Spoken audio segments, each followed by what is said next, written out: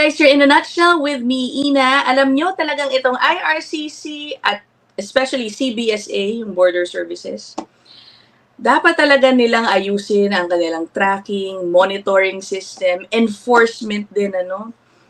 When it comes to making sure that those who should be leaving Canada are leaving. Especially, I'm referring to temporary residents. Diba?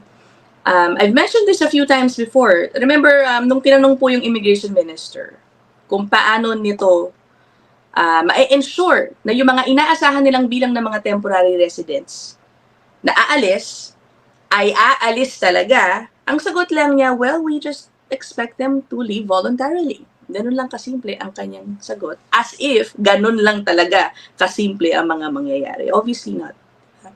Some people will continue on and fight to stay as long as they can, even being undocumented. Diba?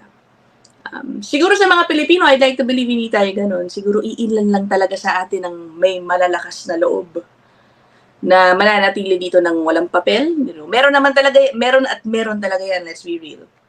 But mostly, I'd like to think tayo mga Pilipino kapag mawalan tayo ng papel o mawalan ng status, aalis talaga. Mag-re-strategize if you wanna come back, no? Pero yun na nga, no, hindi lahat ng tao ganun. Do you remember several months ago, merong report, mga international students, 50,000 international students were found na hindi nagsipasuka, no-show sa kanilang mga colleges and universities when they got here. Remember that? That was several months ago. Nawawala sila. Okay? Pati yung mga college, no? Sabi, nasa kaya tong mga to. So that caused a lot of, raised a lot of concerns about yung monitoring system ng mga temporary residents. Kailangan talaga yan. Lalo na kung ang government, may target, di ba? Meron silang goal na bawasan yung bilang ng mga temporary residents by a certain number. How will you meet that if you do not know if the people you are expecting to leave are really leaving? Diba? I think it's just logical. I remember, meron akong episode, hindi ko sure kung napanood ng lahat ninyo. But I talked about an audit report. Pinakita ko yung link niyan. Audit report ng on the CBSA on how it monitors people on temporary resident permits na merong TRPs. Isa sa mga audit findings dun, I remember, is wala raw ang CBSA, it does not have a systemic way of monitoring if TRP holders are overstaying or not. At ang recommendation doon ay dapat magkaroon. So clearly, again, may pagkukulang, no, sa larangan na yon. Ngayon, ba't ko muli itong pinag-uusapan? Akalain nyo, dito naman. In this case, ang hindi po matunton, ang nawawala ngayon ay foreign nationals with criminal offenses na malapit ng or facing deportation. Okay? Malapit, may facing removal orders na po ito at nawawala. Ito ang dapat top priority. Sige, huli na, i-next nyo na lang yung mga overstaying, undocumented. Ito ang dapat priority. Diba? Mga foreign nationals gumagawa ng krimen sa Canada, diba? Ang lalakas ng loob. At ngayon, aminado ang CBSA that almost 600 of these people, hindi nila mahanap. O sige, puntahan natin tong report na ito. Yeah, and this is just from today, fresh na fresh, The Globe and Mail, July 29, 2025 po siya pinublish. Almost 600 foreign nationals with criminal records due to be deported are missing. No, at least honest ang CBSA. Canadian border agents are trying to track down almost 600 foreigners with criminal records due to be deported but have gone missing. Ito na, 431 daw dito guys have been found guilty of serious crimes tulad ng sexual assault. Na-miss ko pala tong first part to. Nakasulat kasi dito. Ayan. So figures from CBSA says, meron pong mahigit 1,600 foreign nationals na guilty of committing crime. Almost 600, itong pag-uusapan natin ngayon, hindi na raw nag-appear sa kanilang deportation hearings. Malamang nakaramdam na ang mga ito na, naku, hindi na maganda patutunguhan ito, ipapadeport na talaga ako. Kaya, hindi na sila sumipot. Siguro, they've got into hiding. 599 of them, again, have failed to attend deportation proceedings and have now been placed on the agency's wanted list. Yan.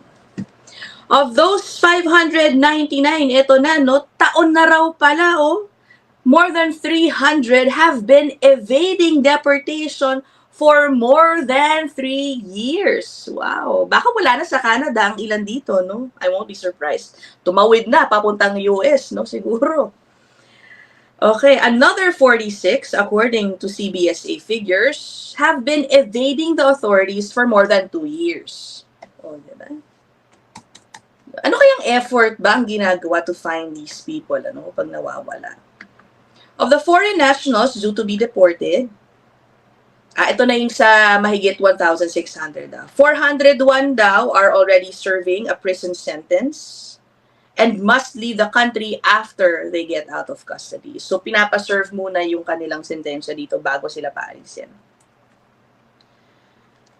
O, sabi daw nung CBSA spokesperson, people facing deportation because of criminality are removed from the country as soon as possible to ensure the protection and safety of Canada and the Canadian public. Yes, kaya dapat mahanap ninyo yung mga nawawala nga naman, di ba? Totoo yan. If you are somebody who has committed, sexual assault, ako, ang paniniwala ko, you have a very high tendency to repeat that offense. And if you are out there, you will likely do it again. So yes, please get them out as soon as possible.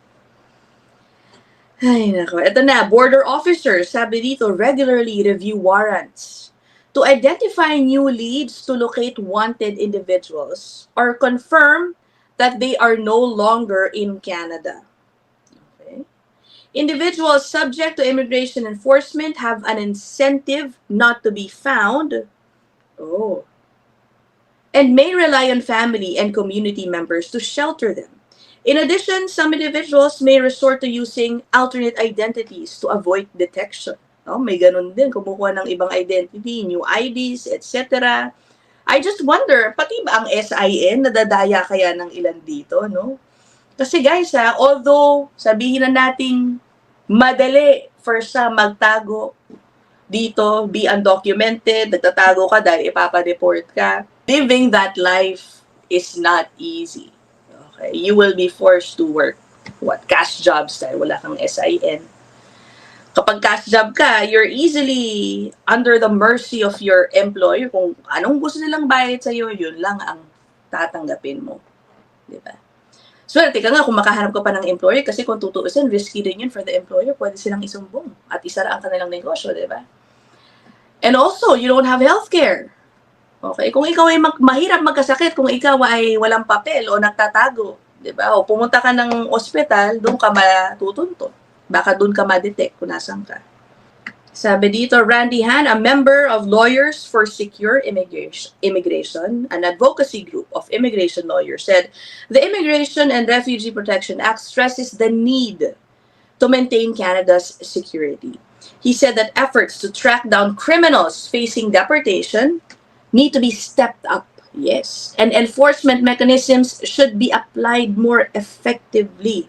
Ito na nga sabi niya, it appeared that some foreign nationals with criminal records had evaded capture for decades. Diba? Baka talagang hindi na rin sila hinahanap, ano? Siguro mahanap, hula ko lang to, no? Mahanap lang yung mga ganitong uri if may magsumbong talaga. The CBSA figures show that 38 foreign nationals were guilty of in-Canada criminality.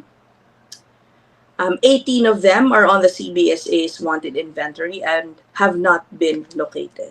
Conservative immigration critic Michelle Rempel Garner questioned whether there was a lack of political will by the government to track down such individuals.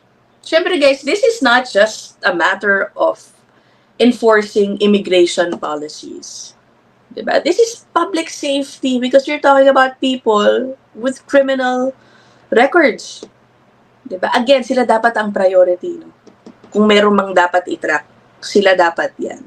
So yun guys, let me know what you guys think. Put your comments down there as always. I wonder tuloy, no, ano kaya nangyari na dun sa mga students na no-show? I tried pala, no, searching earlier. Kung may update dyan, wala na akong makitang update, guys. Eh. Let me know kung baka kayo may nabasa kayo o may alam kayo. Dun sa mga MIA students, diba, na hindi nag-appear sa kanilang mga colleges. Yeah.